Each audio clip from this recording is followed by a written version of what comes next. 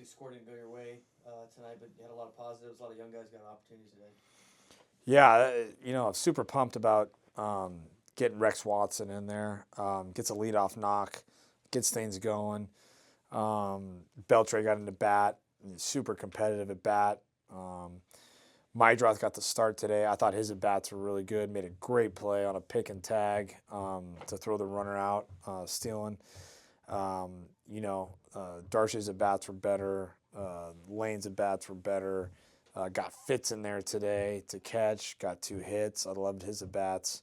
And this, knowing this going into it, you're obviously playing a competitive schedule, which we're not afraid of. But we're also learning about who's going to be in our 9-man lineup, day in and day out. And moved Gerv over, played third today, and Lobliner played first. So there's going to be a little bit of that, but this is the time to figure that out.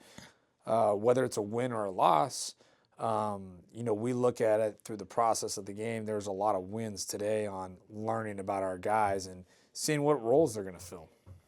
You got a lot of new faces, a lot of players with not a lot of game experience in a role now taking over for a group that you've had for 3 straight years. How difficult is it to try to incorporate a lot of your teachings in game mode for some of these guys that haven't experienced that in something other than just practice and scrimmages? It's a great question, and that's the love and the why behind what we get to do as a coach is to teach. Teach through failure, teach through success. I told the team today, winning is hard, and it's extremely hard. But if we get caught up with, winning so much, then we're not going to win through our process and our practice, right? And you got to go through hard to be able to dig down deep and find your fuel and find your fire and find your grit to compete when you get that opportunity.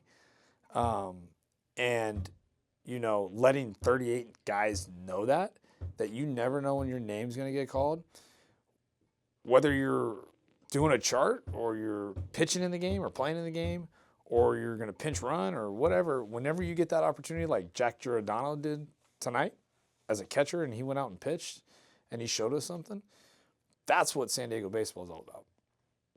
And the opportunity for us as a coaching staff to be able to teach through that and teach through failure is something that we're about and we're not going to come off of. And our guys aren't going to come off of that. We got talented guys, and they're finding their grit right now, and they're going to find it. And that's the benefit of playing good competition. You mentioned Giordano. You talked about Fitz coming in and some of these other, players that are Watson, getting opportunity. A lot of young guys getting opportunities today. Frosto came in, got a ground ball double play. When testing a lot of these freshmen, what have you seen out of them in terms of really just throwing them in the fire? Porter-Rovin, Frosto, Beltre last night, as we call it in our program, no flinch. There was no flinch. They didn't do exactly what they were set out to do, what we've seen them do and have success on the mound. And they dealt with failure. But they had their head held high. You couldn't see it in their face. And they competed, and they went back in there and tried to fill up the strike zone. And that's, for me, gratifying as a coach, that it's like, hey, it's not always going to go your way. I mean, we have a preseason All-American today that got roughed up, 7 runs and 3 and whatever innings. That's life. That's baseball. Again, what are you going to be after that? How are you going to be? How are you going to respond after that? I know Austin Smith's going to respond. There's no doubt in my mind. I've seen him do it time after time after time again. And that was nice to see with the freshmen. Okay, that's your first taste of college baseball, Division I baseball, major Division I baseball. Now, how are you going to be the next time you get out there, right? And that's the message that we preach day in and day out. And that's, again, our process. And that was nice to see those guys, again, not back down. How do you go about, for you, in keeping young players in this generation staying in a place where you know it's a long season. You've been through these seasons a lot. A lot of these young guys have not, and it feels short. And you're trying to go against the top team in the country, and you're still trying to learn. And sometimes you can get discouraged as a player when you're not seeing the results. How do you keep these guys, positive and keeping forward, knowing that there's a lot of positives to pull out of 3 losses against a really good team? Yeah, 100%. I think it's the one-on-one conversations, and we've definitely been having those over the weekend, and telling these guys that when you get your opportunity, just be ready.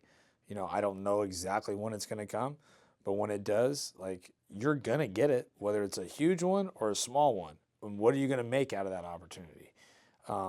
And that starts in the recruiting process. It starts in the recruiting process with what type of competitor are you to be able to come to this program, because you're going to be challenged day in and day out. You're going to be challenged by not playing. You're going to be challenged by playing and maybe not succeeding. And with that, our guys know that. But having those one-on-one conversations with them each and every day and telling them how proud of them that we are, along with what they need to work on, puts them in the right position mentally to understand what they're capable of doing so they can be set out and go accomplish that.